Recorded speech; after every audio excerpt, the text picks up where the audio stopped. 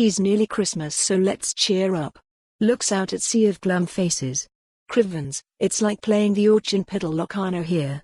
Alright, let's try that again. Christmas is coming, so cheer up or I'll have you arrested. Fear, the only thing that ever works on some people. But fear not, I haven't come here to upbraid anyone, but to get you in the party mood. For we're not only on the brink of Crimbo.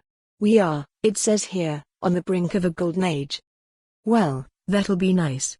Brexit is the sleigh that will convey us there, with Boris Johnson at the reins, a chap who is ever full of cheer, a portly Santa in a gravy-stained dinner jacket, who stands a good chance of getting stuck halfway down our chimneys as he brings us the gift of One Nation Conservatism. Personally, I'd have settled for socks, but you've just got to grin and say, thanks, a voucher for the foodbank. Just what I've always wanted. Opposed to Prime Minister Boris's Santa Claus 4, Jeremy Corbyn, who was branded the Grinch by right-wing papers this week after he appeared to be in a terrible mood. It's not surprising, since he'd not only lost the election but had also endured a torrent of abuse during the campaign. Before rolling up for the Queen's speech in Parliament, he slammed his car door against a television reporter who'd been hassling him outside his house.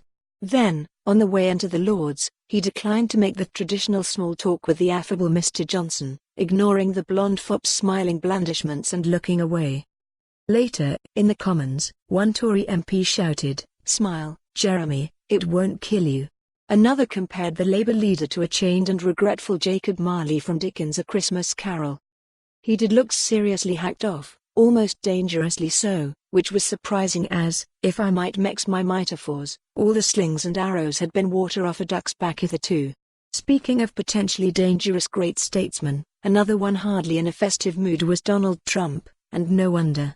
The Democrats' fruity impeachment has got right up his hump, so to say, though I cannot think why. No one is taking it seriously, and this latest episode of legalism from the liberal elite will see him re-elected president on a landslide.